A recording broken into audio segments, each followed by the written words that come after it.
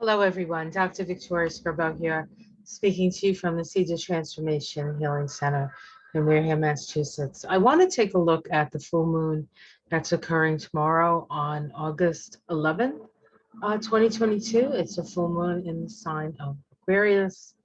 The moon is conjunct Saturn, opposite the sun, of course, in Leo.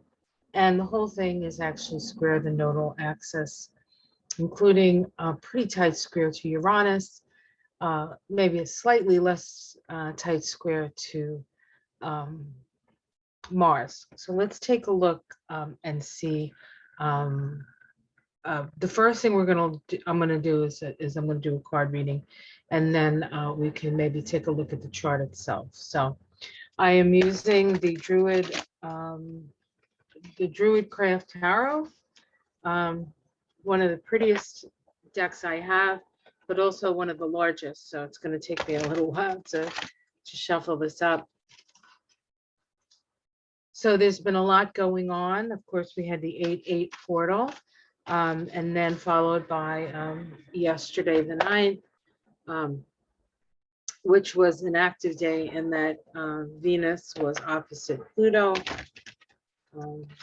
Very, very significant. Today, the 10th, we actually just had Joe Biden sign into legislation the PACT Act. I don't know if that's actually what it's still called, or the Burn Pit Act, but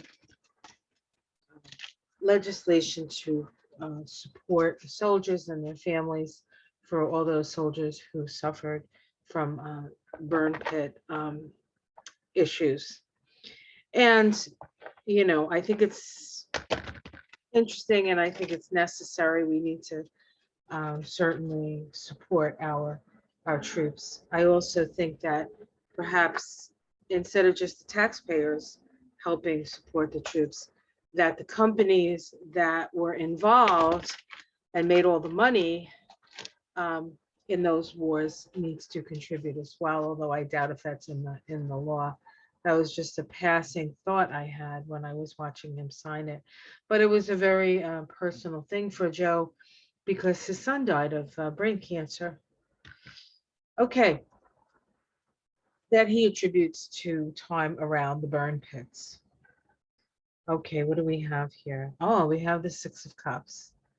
So the Six of Cups is, the sixes are about family, community, taking care of. The cups, of course, is feelings, emotions. There's a nostalgia around this card. Sometimes looking through the eyes of the past can make things seem better than they actually were. So there's that sort of glow that we get from looking back at the past fondly. Let's see what's challenging that.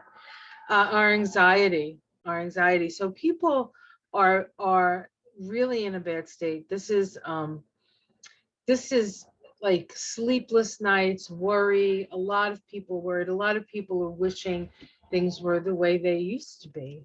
Actually, that's where most people are sitting at this point. We have the Temperance card at the bottom. So this indicates that this particular full moon is a time for us to become aware of the need for balance, the need for healing. That's certainly within the purview of this new moon, especially with, full moon, especially with Saturn conjunct the moon in this chart. Because in a mundane chart, which is what this full moon chart is, and how it affects, us, or what's available to us, or the information that's available to us at this time is, Saturn is about restriction, and the moon is the people. And so the people feel sort of very restricted. And so at the core of this is a need to have the awareness for the need for balance. In the past, we have the Prince of Swords. This is the prince who comes in, guns a-blazing, sword first, without thinking.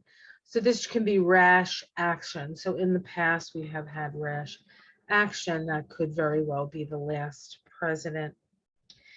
In the sky, what's being offered to us is the Princess of Cups. The Princess of Cups or the Page of Cups is an offering of love. It's an offering of hope. It's an offering of imagination. It is messages coming. So there are messages coming that will help us to work through the issues that we have emotionally. And in the immediate future, we have the Tower.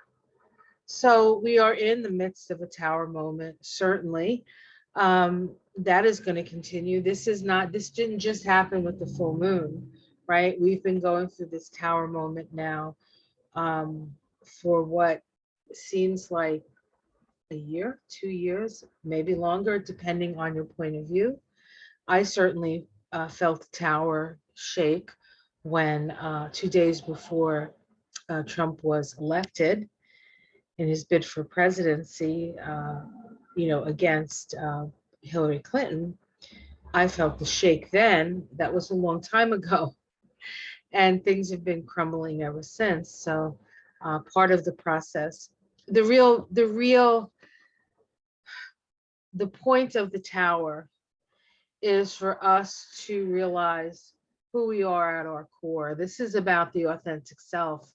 The Tower is the structures we build around ourselves and our personalities. Our greatest achievements come tumbling down when we forget that we get our greatest achievements are a result, our greatest achievements, that is, are a result of our connection to spirit, because that's the creative force. And this manifested world that we live in is sort of the playground of how you learn to manifest the physical, how you get to work with the energy of the physical, our physical nature. And interestingly enough, the soul vibration of Donald Trump is the Tower. So he came in to experience the Tower moment. He had a tower. That tower is crumbling. I mean, there's a book, My Very, Very Bad, Terrible Day or something. I think Donald Trump could be saying that. Especially this week was, I think, very difficult for him last week. The loss of his ex-wife was, I think, one of the, Cassie Hutchinson. It was a lot of stuff. It's a tall tower. There's a lot of bricks falling. And so we just have to be careful we don't get hit on the head with the bricks that are falling, right? How it's seen from the outside, we don't have the whole picture, the high priestess. There's still information that is being hidden from us that, hopefully we will eventually get. Our domestic situation is the Magician. This reminds us that we have agency in our life, and if we utilize our talents and our resources in a focused way, that we actually create the reality we find ourselves in. So we can't forget that we do have a certain amount of power in this situation. And that power is a choice. Are you going to let this stuff, bring you down, or are you going to utilize this time of great change to make the changes in your life that are necessary so that you can manifest your dreams? The Magician is about manifesting through your imagination and through your focused mental attention. Hopes and fears. We have the Queen of Wands. The Queen of Wands. Queen of Wands is a queen that is very much in control of her environment. She's very sensual. She's not afraid to hit you over the head with that wand if she has to. She's got her little cat there who'll scratch your eyes out if you're being a little too aggressive. But the hopes and fears, the Queen of Wands in the hopes and fears is a realization of power, your own power in your own home, your own power in your own environment. And some people, hope for that. You have it, you do. And some people fear it, because with power comes responsibility, and not everybody's willing to do that. And we have rebirth here, 2020. I mean 20, not 2020, 20, just XX 20. This is rebirth. This is an awakening. This full moon is going to create a great awakening. And so we will continue to wake up. Now, many of you who watch me and watch the other readers are already either awake or half awake or mostly awake. We see things, we feel things, we sense things perhaps before they happen. Or is this our imaginations? Do other people agree with us? Oftentimes, that's why we look to readers, because we want to know if our hunches are correct. And our hunches are correct. People are waking up.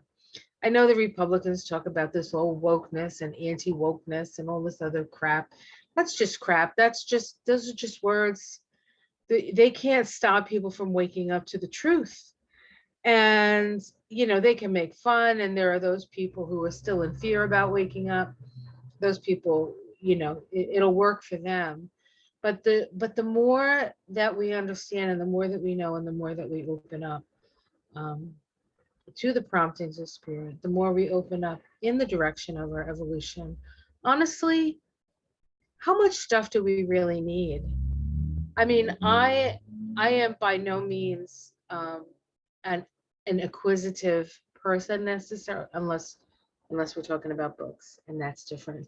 But generally not particularly acquisitive. But I have a house full of things that half of them aren't even mine, right? And I don't really need them. And so, how much do you really need? What do you need in your life? What is essential? Well, I need my house because I need a roof over my head, right? I need a place of safety. But beyond that, like, what is truly important? And I think one of the things that we've learned through the last couple of years is just how very important our relationships are. I remember after 9/11, the first thing that you think about, or the first thing that I thought about, and many people thought about, was your relationship to other people. Like all those poor people who lost people in the towers. Not something we're used to on native soil, right? So it was very traumatic. I grew up in Jersey City, which was, I used to see the World Trade Center out my bathroom window every day, often multiple times a day, as a matter of fact. I looked out that window when it wasn't there. I looked out that window when it was getting built. I looked out that window after it was built. So, and then I looked out that window when it wasn't there. So, um,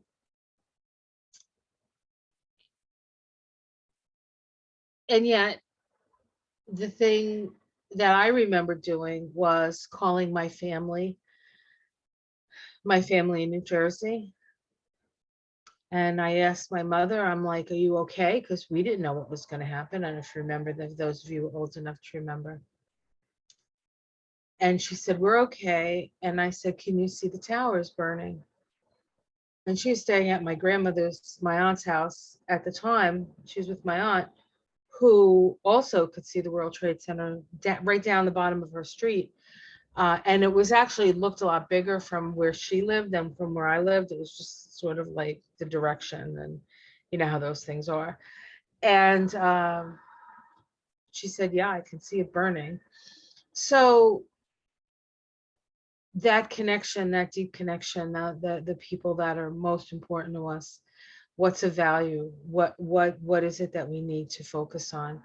Plus, we have to remember that at this time we have all this climate change. I mean, luckily today it finally cooled down. We got some rain. We haven't had rain for like a month, which is unusual for this time. It's not unusual to have a dry summer, but it's unusual to have this dry of a summer. So we got some rain last night and it's cooler today. The temperature went down. A lot of people are experiencing that.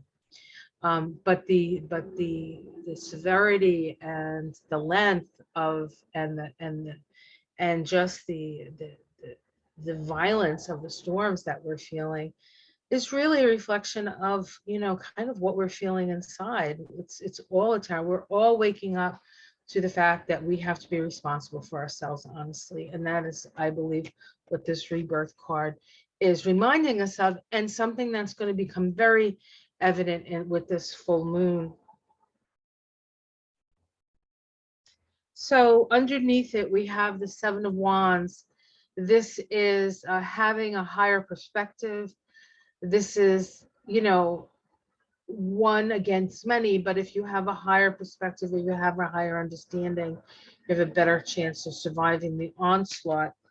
The Two of Pentacles, which deals with our ability to balance our financial situation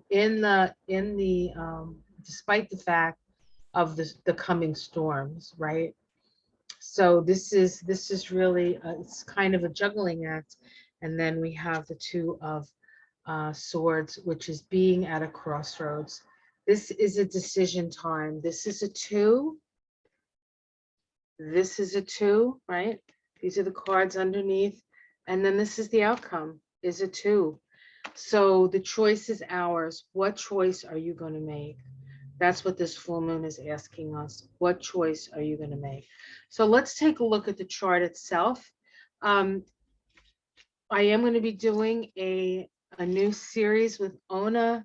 We're going to do it today, later today. And we do our new moon series called Moon Shadows. And the new series is going to be called Moonshine because it's going to happen at the full moon. So it's going to be the same kind of thing, but where we talk about the different experiences and the like, and how we see it manifesting in the world and how we see it manifesting in our lives. So you can keep your eyes peeled for that. That should be a lot of fun. It's going to be on Ona's channel, I believe. So, but I'll put a link, I'll put something in my community page so you can go and find it. Okay, so let's take a look at the chart here. Okay, so we have this full moon occurring on August 11, 2022. Let's see, that's a 19 and 6 to 15, 6 vibration. So it is associated with the 15-6 devil card in the tarot. This is a full moon chart for the US. I am putting it for Washington, D.C. So this is generally a chart for the US, but it's in late Pisces, and so it's not very much different actually from the chart you would see if you used the natural chart. So I decided to use this instead. Now we can see here, just as you look at this chart, right, you see that there are sort of things like splashed all over the place. We have more stuff on this side of the chart, a little less stuff on this side of the chart. But we can see, if we look at these aspects, that we have this giant square going on in the chart, and that square is made up of the axis of the nodes of fate, the nodes of the moon. We have the south node here in Scorpio in the 8th house. We have the north node in Taurus in the 2nd house. And then squaring that is the axis of the full moon, with the moon at 1921 of Aquarius, the sun at 1921 of Leo. We sort of round those up to the degree. So we're looking at 20 degrees of Leo, 20 degrees of Aquarius. The nodes, this is very close to an exact square to the node. So the moon is square its own node, and the sun is square the nodes. We also have a very tight square between the sun and Uranus, and the moon and Uranus. We can't forget that we have Mars here. Mars is still in orb here of a conjunction to the North Node, and it is in a relatively tight, still a tight square to Saturn. It had its exact square a couple of days ago. Saturn square Mars is a lot of hard work. So there's a lot of hard work that needs to happen. Here we have the moon, which symbolizes in a mundane chart the people. We have the people here sitting in the 11th house. This is the house of the Senate. Now, we just had a big bill pass, the biggest legislation for climate change.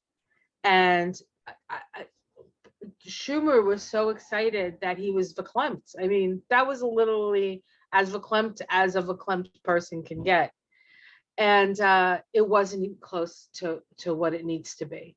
But it's sort of like, in a way, the legislation after Uvalde with the guns. It's not exactly what we needed. We needed way more, but it was a step. And I think it's important to, even though these steps are not ultimately what we need in reality, the fact that they're moving in that direction says that there has been a shift, there has been a sea change, and all of that is part of what we've been going through for at least the last 12 years, right? Something like that, maybe longer. So the sun and the moon and Saturn, people are going to feel restricted. They're going to feel maybe that there's some progress here, but not enough. Now, when there are planets square the nodes, there are things called resolution nodes. How do we? Because when you have planets square the nodes, you feel like you're damned if you do and damned if you don't. There's this feeling of being stuck, and the fact that all of these planets are in fixed signs, in fixed houses, says that yes, in fact, we are quite stuck. Now, that being said, if there is a planet that is in relationship to this square, so this is the cell that we're all in. This is like almost like a prison cell, and the key to the cell of the prison would be another planet that's making an easier aspect to this whole configuration. And if we're going to look at that, we're probably looking at Chiron here, although it's an inconjunct to the south node. It is still connected to the south node. It is sextile to the moon. It is trine the sun. And then we also have Neptune here making a sextile to Mars. Mars is still part of this configuration. So we have Neptune, Mars, sextile. Okay. And then we have Chiron in Aries making connections to the sun, to the moon, to Saturn, and just making connections, the south node, the north node. And so the key here has to do with healing, right? What was at the root of that reading? It was the Temperance card. Temperance is about balance. It's about healing. It's about not getting caught up in extremes. It's about doing the hard work, walking the straight and narrow, and moving up to our higher self, to our hearts. That's what temperance asks us to do, to move from our lower self to our higher self. And within our higher self, within that heart chakra that we find ourselves, where we find our higher self, our connection to both all things that are earthly and also all things that are heavenly. That is the place of that.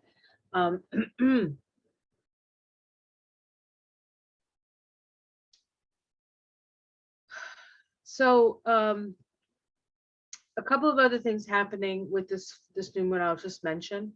We have on this day, before we get to the full moon, we have an exact square between Uranus and the sun. We also have Venus, before this full moon happens, ingressing into Leo. Now that's especially important because Venus is the ruler of the north node, right? So whatever sign Venus is in influences that north node. Venus in Leo is doing what you love and loving what you do.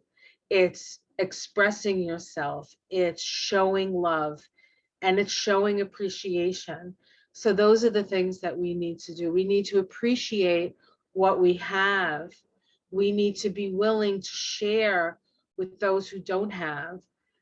It doesn't mean that we're going to feel restricted in our own lives. Yeah, most likely. I mean, certainly that is what our commitment to the Ukraine and, you know, fighting what's going on over there, which, you know, if we go, which certainly in my estimation is something that needs to happen, we also have to understand that these wars for resources, which is really what that war is about, is often has to do with um, oil and petrochemicals and things like that. So don't just think it's a bad guy being bad, because there are things even behind that that we need to become aware of. And I think more and more people are becoming aware of it. I don't want to dwell on it because I do think that we need to stand up for what is right. And what's right is not to bully. And so, you know, we've had to, certainly here in America, we've had our experiences with bullying, right? I mean, we have the bully president, where the point was cruelty. Now, we've done that before in our history, but never so overtly, and never, I don't think, to our own people, unless you happen to be of color or indigenous. Then we certainly have done that to our own people, or even immigrants, right? Mexicans, you know, the other, whatever that means. The only people who really have the right to be here are the Native Americans, if you look at it that way. But you know, we're all developing, this is the world that we live in, and this is the world that we get to change. And so this full moon really does sort of indicate that, I think, for us, an awakening of what is truly, truly important in your life, what do you need to have and what don't you need to have in your life. The sextile of Mars to Neptune here, which is Mars being one of the planets that connects, or Neptune being one of the planets that connects to Mars and connects to this grand square. Um, it's about practicing compassion. Interestingly enough, Mars is in a Venus ruled sign, and Neptune is in a sign that is exalted. Venus is exalted in. So while there are some people out there that don't think Venus is all that powerful in charts, I beg to differ, especially after the fact that she is the ruler of the North Node at this time. Now, what's going to happen once the nodes change signs is that the North Node is going to go in Aries, and the South Node is going to go in Venus. And the South Node is going to be going into Libra, which is Venus ruled sign. So right now, Venus is in charge. And once the nodes move, then Mars becomes in charge. So we want Mars to be in a much better state. We want Mars to be healed. So it's not just about pointing out the toxic masculinity and all of this stuff, but we need to come to a place of healing between the feminine and the masculine. It's not about demasculating people. It's not about taking over the world as women and mashing the men. No, it's about balance. It's about coming together. It's about the Aquarian age, the balance of the masculine and the feminine. And of course, Chiron in Aries is always dealing with issues of identity and the wounds around those identities. How do you define yourself? Who has the right? And then there's bodily autonomy that comes with Chiron and Aries. The last time Chiron was in Aries, Roe versus Wade was passed. When it was defeated or overturned, Roe versus Wade was actually in the midst of its Chiron return. So there's a lot of issues here. Of course, the issue of the rights to your own body, the rights to your own uterus. It's not that coincidental that the sign of Taurus looks like a giant uterus, okay, with the fallopian tubes, right? Doesn't look that different. So this is really a theme that just keeps coming up over and over again. And so I think what you need to look at in your own chart is, where do these planets fall in your chart? What houses do these planets fall in? And where is it that you are needing to let go? When planets are square the nodes, there is a resolution node. The resolution node for the sun squaring the nodes, is the north node, moving in the direction of our values. The Saturn and the moon are, the resolution node is the south node, which is Scorpio. And that's sort of the energy of that Six of Cups that came up at the beginning of the reading, that nostalgia. In fact, the Six of Cups, that card is associated with Scorpio. So what is it? We need to look back to the past, understand where our sense of feeling like the rug's going to get pulled down from under us comes from. There's trauma here. There can be sexual trauma with this as well. The 8th house is where we feel like we have no control over our lives and that we have to surrender to forces greater than ourselves. Saturn square the node says, how do we structure a more fair, equitable community or government, Saturn, right? We do by examining what we've done in the past and seeing what works and what hasn't worked, and then moving in the direction of the future in a much more sort of peaceable energy. But it is Leo, so we do have, because of the rulership of the North Node now being in Leo, we have to speak up. We have to speak our mind. We have to create. We have to love. We have to live. We have to laugh. We have to dance. All of those things are very, very powerful. So if you're going to do anything on this full moon, I say dance under the rays of the full moon. And if you can't see it because of clouds, it's up there. And it's time for you to dance your dance and sing your song and be the person that you're meant to be. All right. That's what I see. I hope you enjoyed this. Please like and subscribe and keep your eyes peeled for Moonshine with Ona and me. And I will put something up on the community page so you can find it. And of course, you probably already know Ona if you know me. All right, guys, take care. Much love. Namaste.